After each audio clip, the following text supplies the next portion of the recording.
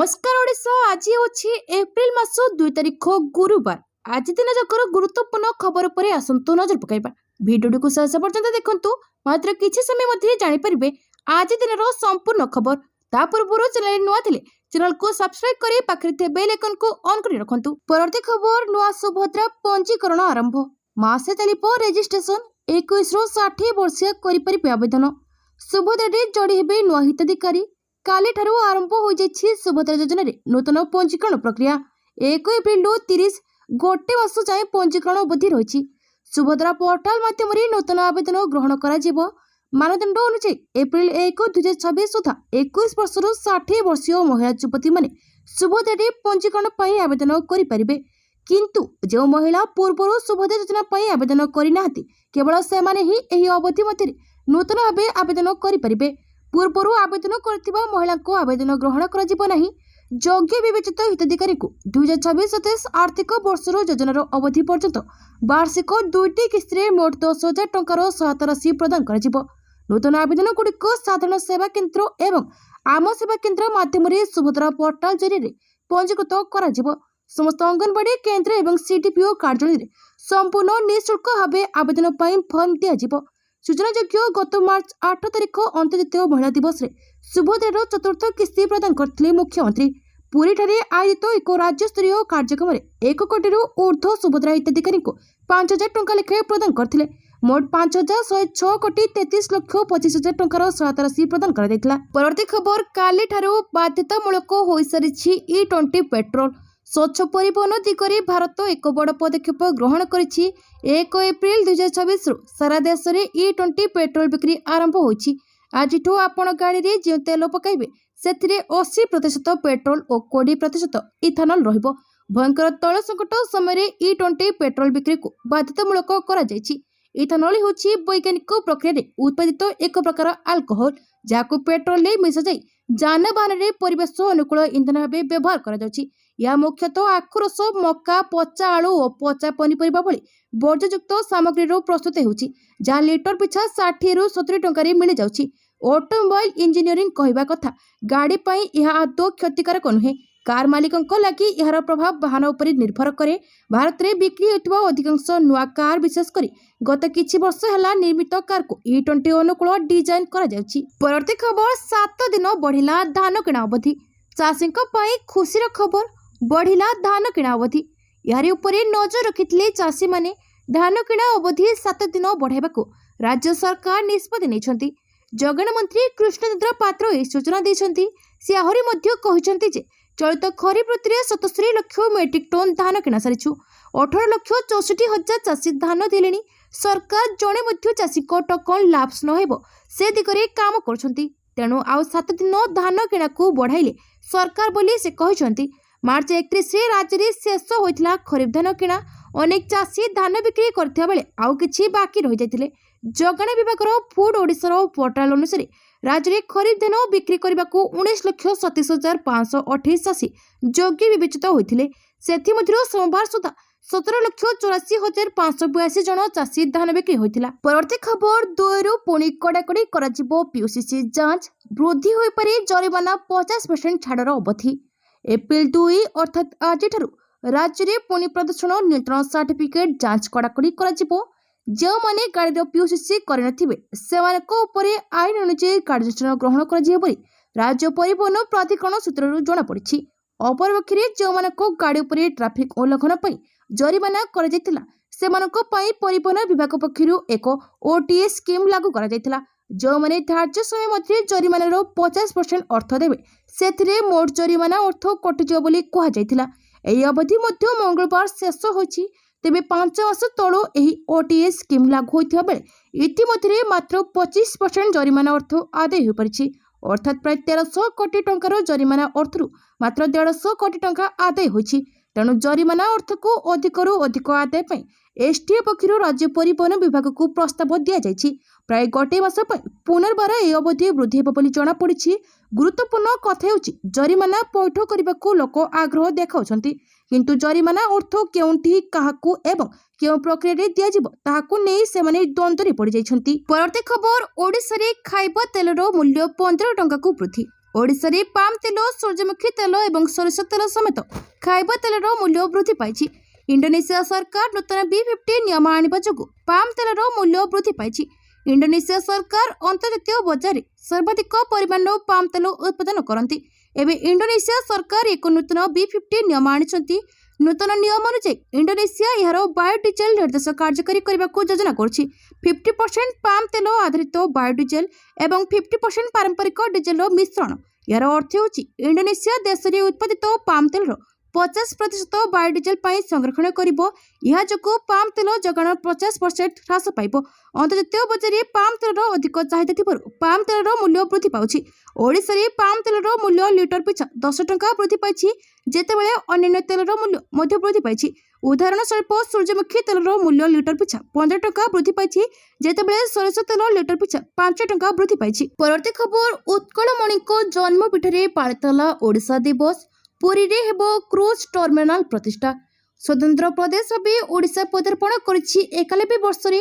ओडिशा दिवस राज्यस्तरीय उत्सव उत्कलमणि पंडित गोपबंधु दास को जन्मस्थान पुरी जिला सत्यवती स्थित सुआंडो ग्राम रे अनुष्ठित होइछि।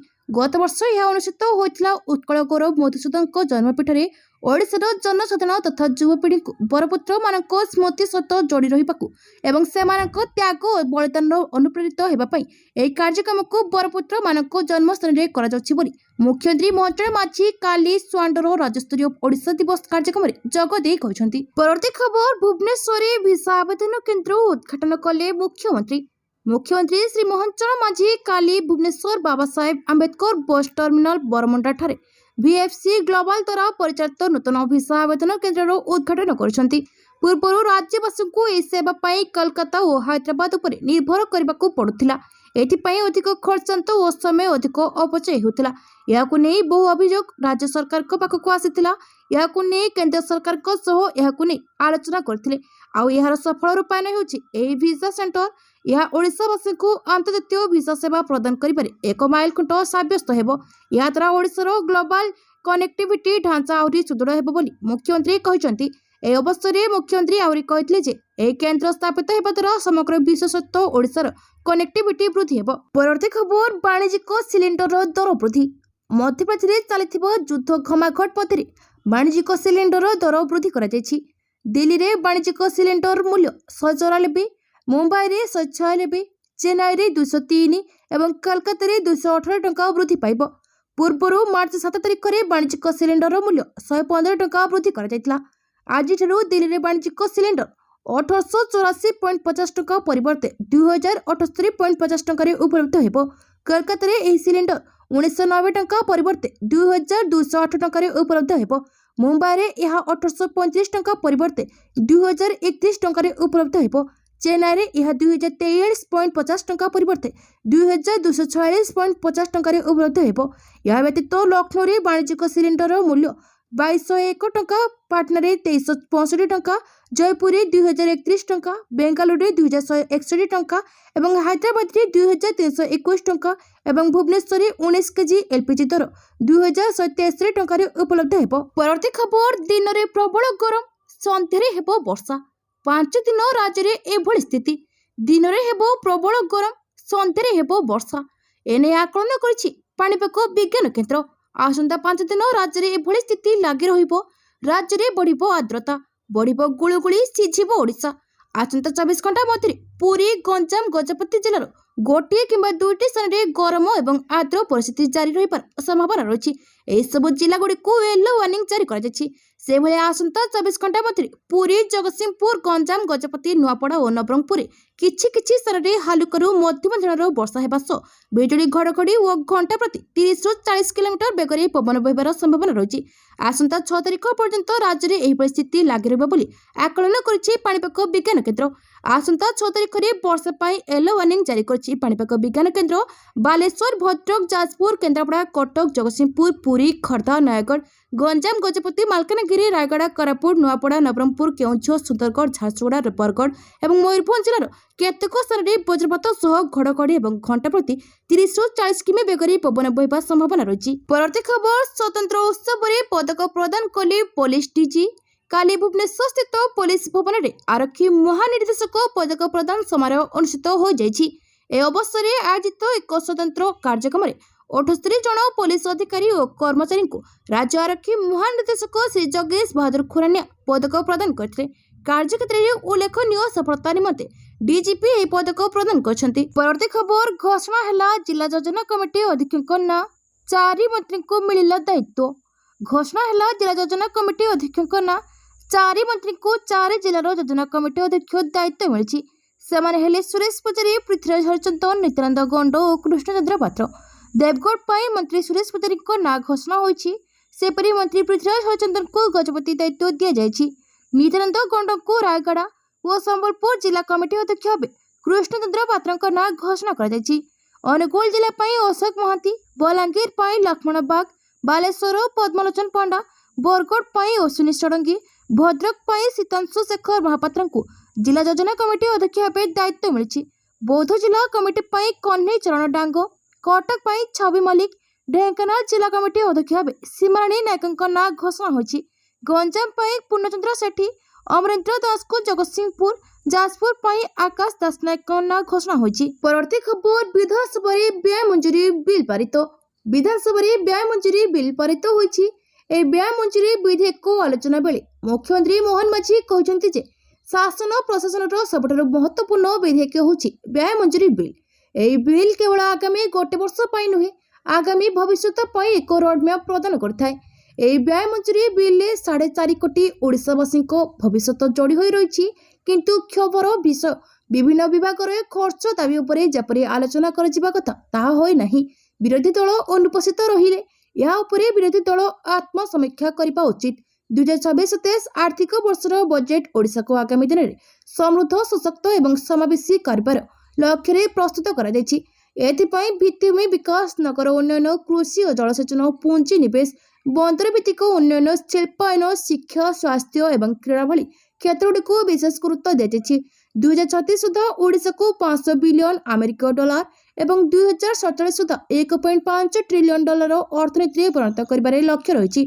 देशर जीडीपी रे राज्यर अवदान को 3% रु 5% को वृद्धि करने सह हाराहारी वार्षिक अभिवृद्धि हार को 7% रु 9.5% को वृद्धि कर लक्ष्य रखा जायछि। परवर्ती खबर दिल्ली मेयर को कार्यालय को बोमा धमक। बुधवार दिन दिल्लीर मेयर राजा इकबाल सिंह को कार्यालय को एक ईमेल माध्यम बोमा धमक मिलथिबा अधिकारी माने निश्चित करछंती। एही वार्ता आतंक सृष्टि करथिला एवं सुरक्षा एजेंसी गुड़िक तुरंत कार्यानुष्ठान ग्रहण करथिले। प्रारंभिक रिपोर्ट अनुसार ईमेल टी मेयर को सरकारी ईमेल ठिकाना को पठा जायतिला। एथिरे सतर्क करा जायतिला जे अपराह्न प्राय 2:11 समय कार्यालय को विस्फोरण करा जाय पारे। प्रेरक निजको खालिस्तान नेशनल आर्मी नामक एक गोष्ठीर बोली दाबी करथिले। धमक जना पड़िबा मात्रे पुलिस एवं सुरक्षा दल को सतर्क करा जायतिला। मेयर को कार्यालय चारिपाखरे सुरक्षा तुरंत वृद्धि करा जायतिला एवं सुरक्षा सुनिश्चित करबा पई अंचलर संपूर्ण जांच आरंभ होइतिला। पुलिस अधिकारी माने कहउचंती जे साइबर विशेषज्ञ माने वर्तमान ईमेल केउठारु आसीछि ताहा जानिबा पई काम करछंती। परवर्ती खबर प्रथम खेलो इंडिया जनजाति क्रीड़ा 5टी स्वर्ण पदक पाई कमाल कले किस छात्री अंजलि। प्रथम खेलो इंडिया जनजाति क्रीड़ा 2026 कमाल कले किस छात्री अंजलि। रायपुर चलिथिबा खेलो इंडिया जनजाति क्रीड़ा रे ओडिशा दलर प्रतिनिधित्व करी किस छात्री अंजलि मुंडा एकाकी संतरणर विभिन्न वर्ग रे 5टी स्वर्ण पदक जीतिछंती। से 200 metre freestyle, 100 metre backstroke, 200 metre IM, 50 metre backstroke एवं 400 गुणा 100 मीटर रैली रे चैंपियन होचंती। ओडिशा ही प्रतियोगिता रे 23टी पदक जीतिछि, जोंथिरे 9टी स्वर्ण, 4टी रौप्य और 10टी ब्रोंज पदक शामिल रहिछि। परवर्ती खबर विमान बंदर आतंक। इंडिगो विमान टॉयलेट रो मिलिला डेंजर लेखा होइतिबा टिश्यू। इंडिगो विमान रो टॉयलेट रे डेंजर लेखा होइतिबा एक टिश्यू मिलिछि। एही घटना मुंबईर एयरपोर्ट रे देखा मिली। इंडिगोर फ्लाइट 911 यात्री प्रस्तुति होता बेले एही घटना सामना को आसी फल यात्री मध्य आतंक सृष्टि करिछि। सूचना अनुसार एयरपोर्ट रो गेट 5 नंबर विमान थिबा बेले एही घटना सामना को आसीथिला। एही घटना संपर्क में अग्निशम विभाग एवं मुंबई कंट्रोल रूम को विमान रे बोमा थिबा आशंका रहिछि बोली सूचना दिया जायतिला। फल स्थानीय अंचल रे उत्तेजना प्रकाश पाइथिला। पुलिस द्वारा तदंत पर विमान में कौन संदिग्ध वस्तु मिल नथिला बोली जना पड़थिला। या पूर्व 29 मार्च रे इंडिगो विमान जड़े यात्री लैंडिंग पूर्व जरूरीकालीन गेट खोलने को चेष्टा करथिले। विमानटी बेंगालुरु वाराणसी अभिमुखे यात्रा करथिबा बेले अवतरण करने को उद्यम करथिले। एपरि स्थिति को दृष्टि रखी पायलट विमानटी को लैंडिंग नकरी पुणे विमान को आकाश में बुलाई फल अल्पके विपद टली जाइथिला।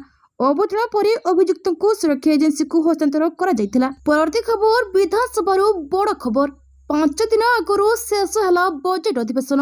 निर्धारित समय 5टी कार्य दिवस पूर्व शेष होछि विधानसभा बजेट अधिवेशन। मंगलवार विलंबित राति बाचस्पति शर्मा पाढ़ी गृह को अनिर्दिष्ट काल मुलतवी घोषणा करछंती। एही अधिवेशन आसंता एप्रिल 8 तारिख पर्यंत चलिबार कार्यक्रम थिबा बेले विभिन्न गुरुत्वपूर्ण प्रसंग और आलोचना मध्य यह आगुआ समाप्त होइछि। चलित अधिवेशन एक बड़ निष्पत्ति क्रमे विधायक मंत्री बाचस्पति और उपबाचस्पति को वर्धित दरमा भत्ता एवं पेंशन संपर्कित बिल को प्रत्याहार कर बजेट अधिवेशन मोट 28टी कार्य दिवस धार्य होता बेले 23टी कार्य दिवस यह शेष होइछि। एथिमध्यरे 22टी बैठक दिवस और गोटे सरकारी कार्य दिवस अंतर्भुक्त। मोट 3142टी तारका चिन्हित प्रश्न मध्य 36टीर उत्तर रखा बेले 4578टी अणतारका प्रश्न मध्य 6104टीर उत्तर उपस्थापन करा जायछि। परवर्ती खबर एप्रिल 16 ठारो मे 15 पर्यंत भारत रे हेबो प्रथम डिजिटल जनगणना। एथरो डिजिटल ऐप माध्यम रे हेबो जनगणना। चलित एप्रिल 16 रु मे 15 तारिख पर्यंत घरे घरे बुलिबे जनगणना अधिकारी। एने जिला स्तरीय जनगणना 2026-27 प्राथमिक और उच्च विद्यालय शिक्षक और शिक्षयित्री और सुपरभाइजर मानक नहीं 3 दिनिया प्रशिक्षण शिविर फुलबाणी सरकारी उच्च बालिका विद्यालय आरंभ होइछि। तेबे फुलबाणी ब्लॉक समेत जिलार प्रत्येक ब्लॉक अंचल में प्रशिक्षण शिविर हेबो।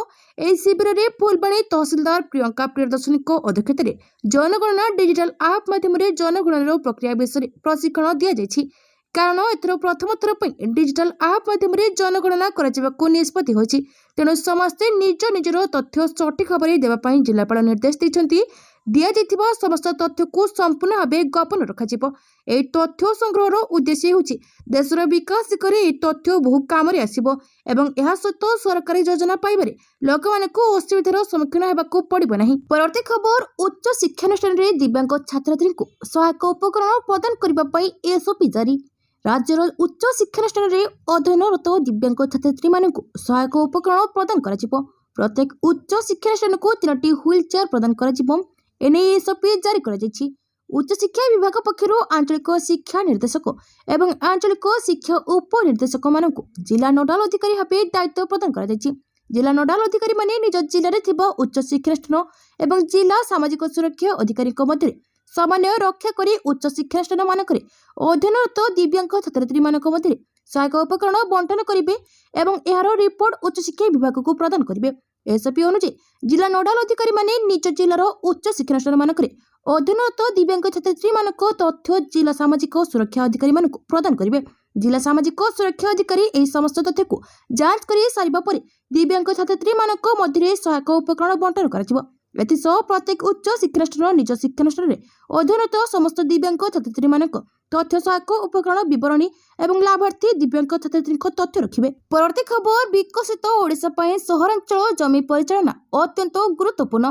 उषापाढ़ी सुनियंत्रित और स्थायी सहरीकरण भित्तिभूमि को सुदृढ़ करने दिगरे एक गुरुत्वपूर्ण पदक्षेप स्वरूप खारालय भवन ठारे गृह निर्माण और नगर उन्नयन विभाग पक्षरु सहरांचल जमी परिचालना उपरे एक उच्चस्तरीय आलोचना चक्र अनुष्ठित हो जाइछि। विकसित ओडिशा गठन दिगरे जमी एक रणनीतिक संबल भाव किभଳି प्रमुख भूमिका ग्रहण करिबो से नै बैठक रे गुरुत्वारोप करा जाइछि।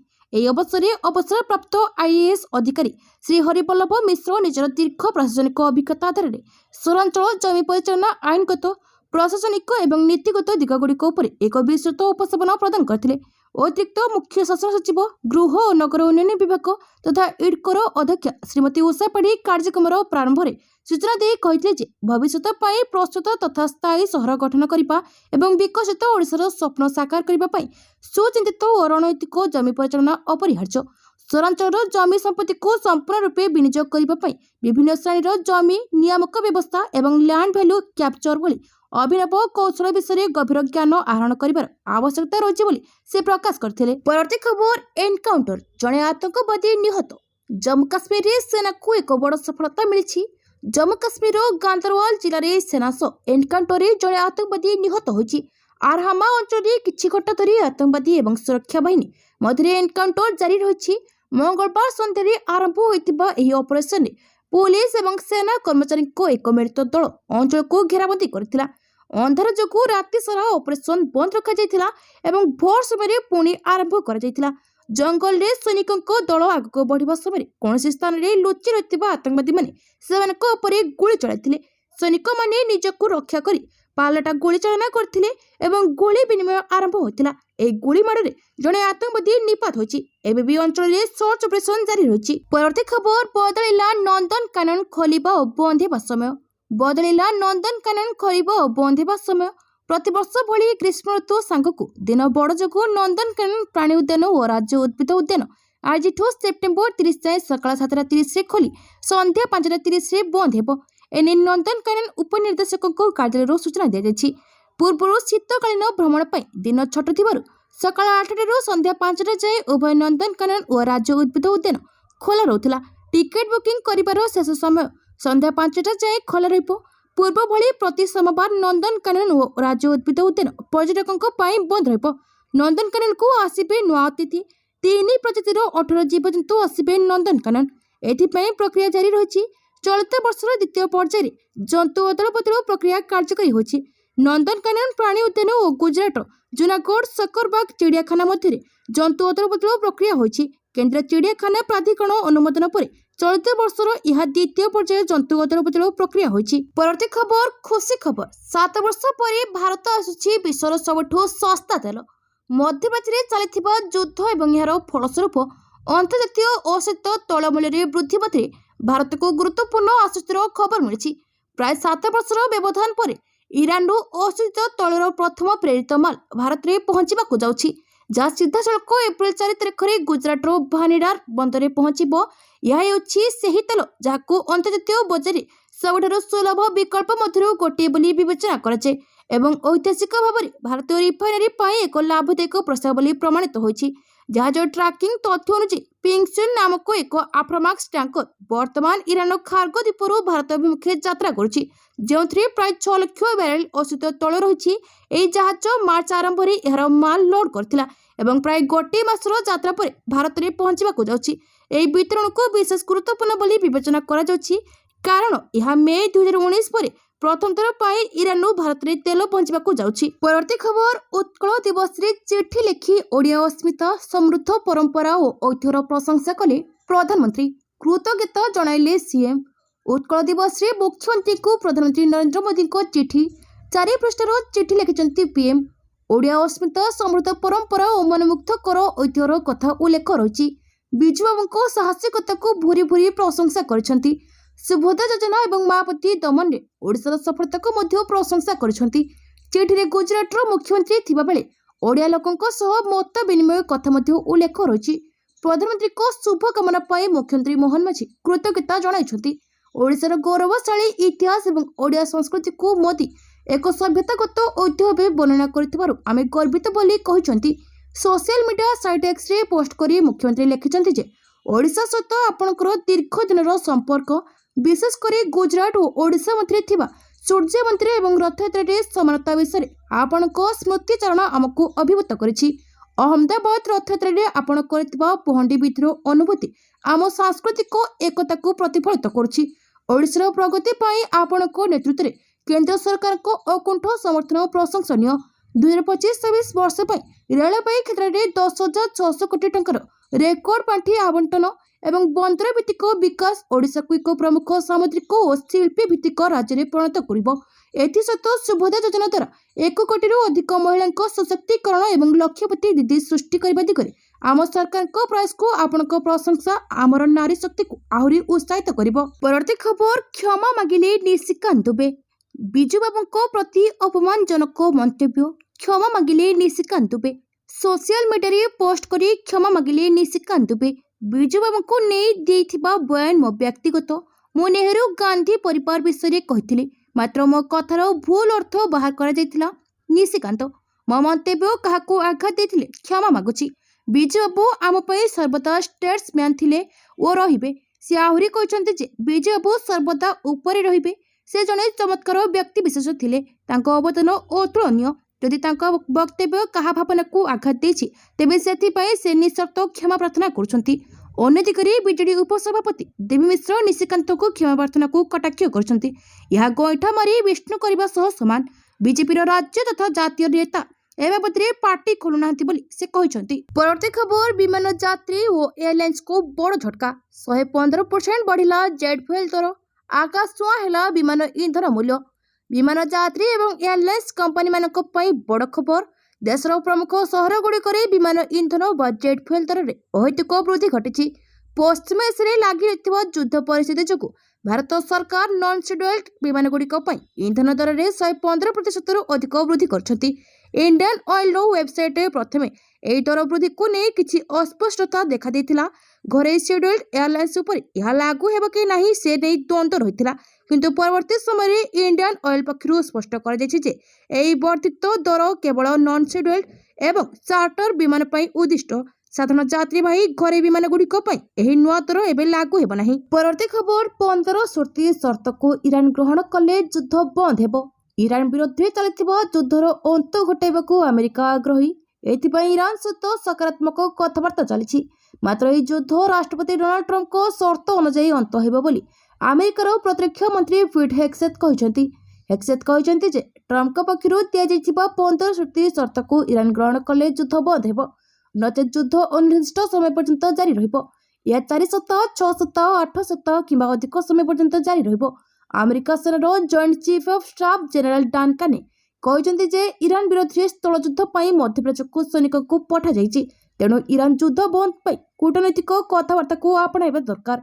युद्ध आरंभ होगा परठारु अमेरिका ईरान 11,000 स्थान को टार्गेट कर क्षेपणास्त्र माड़ कर साराणी। अमेरिका सेना ईरान निर्माण केन्द्र, यूरानियम केन्द्र और अस्त्रागार गुड़िक लक्ष्यभेद आक्रमण करुछि। पेंटागन मुख्य कहते जे स्थल युद्ध पर अमेरिका सैन्य प्रस्तुत हो रही एथिपाई बड़ धरणर रणनीति प्रस्तुत होइछि। परवर्ती खबर भारतर आउ एक सीरीज घोषणा। 3टी मैच तारीख भेन्यू जारी कला बीसीसीआई। T20 विश्वकप विजयी भारतीय क्रिकेट दल को नहीं आउ एक सीरीज घोषणा कर बीसीसीआई ए सीरीज पर तारीख एवं स्थान घोषणा कर। सीरीज जुलाई अनुष्ठित हो जो जिम्बाब्वे विपक्ष 3टी T20 अंतर्जातीय मैच खेल।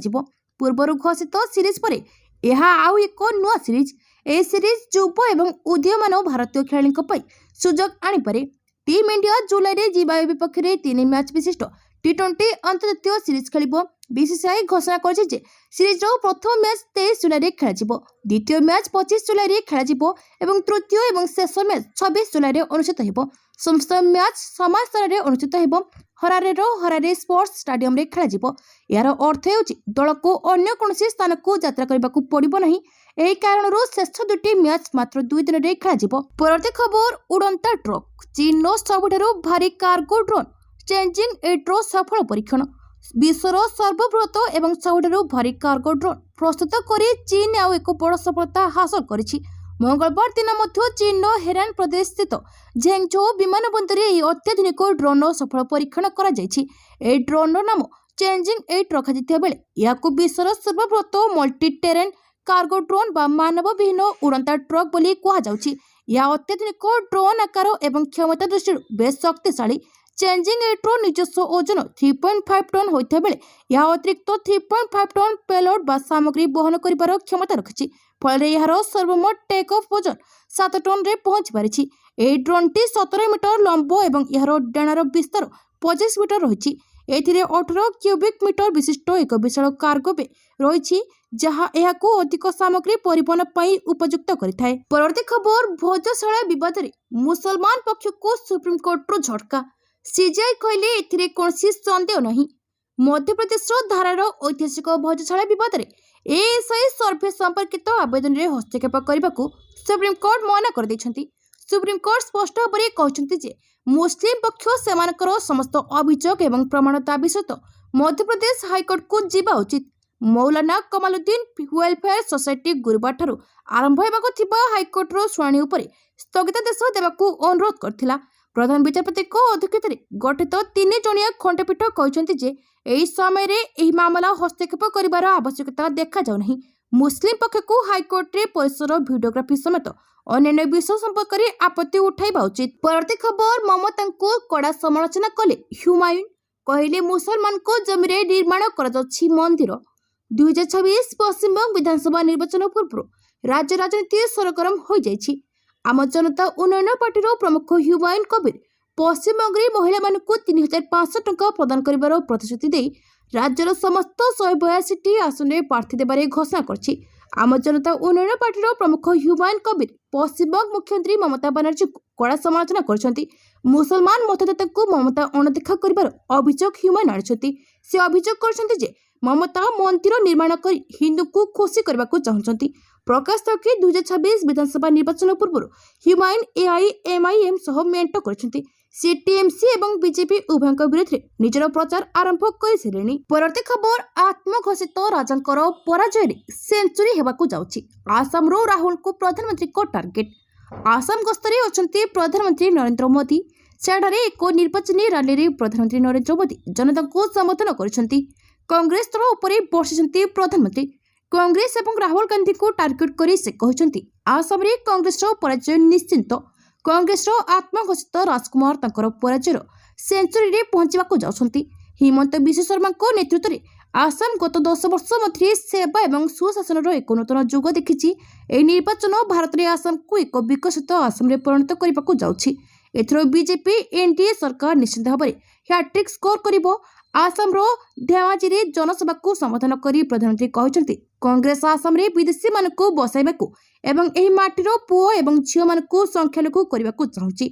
बीजेपी एनडीए सरकार आमर चाषी आदिवासी एवं आमर जंगल रो जमी को अनुप्रवेशकारी को दखल रखा देव नहीं। अवैध दखल विरोध में बीजेपी एनडीए सरकार को कार्य जारी रहिबो। आसामीय गर्व एवं परिचय जारी रहिबो। यह मोदी को ग्यारंटी। परवर्ती खबर जापानी मिसाइल टार्गेट रे चीन बड़ सहर 1000 किमी पर्यंत माड़ करिबो मिसाइल। पूर्व चीन सागर बढ़ुथिबा विवाद मध्य जापान एक बड़ सामरिक पदक्षेप ग्रहण करिछि। चीन मुख्य भूभाग पर्यंत लक्ष्यभेद कर दूरगामी मिसाइल को जापान निजर दक्षिण पश्चिम अंचल में मुतयन करिछि। जापान प्रतिरक्षा मंत्री शिंजरो कोइजुमी मंगलवार यह सूचना दैछन्ति। रिपोर्ट अनुसार जापान दक्षिण पश्चिम सेना कैंप कुमामोटोरे टाइप 12 मिसाइल मुतयन करा जायछि। मित्सुबिशी हेवी इंडस्ट्रीज द्वारा निर्मित यह मिसाइल क्षमता को वृद्धि करा जायछि। पूर्वरु यार क्षमता 200 किमी थिबा बेले एबे 1000 किलोमीटर पर्यंत बढ़ाई दिया जायछि। एही मिसाइल जलपथरे शत्रु जहाज को ध्वंस करने सह चीन मुख्य सहर गुड़िक पहुंचवाक सक्षम। जापान प्रतिरक्षा मंत्री कहते जे वर्तमान जटिल सुरक्षा परिवेश को दृष्टि रखी जापान निजर प्रतिरोधक शक्ति बढ़ाइबा पई एही पदक्षेप नेछि।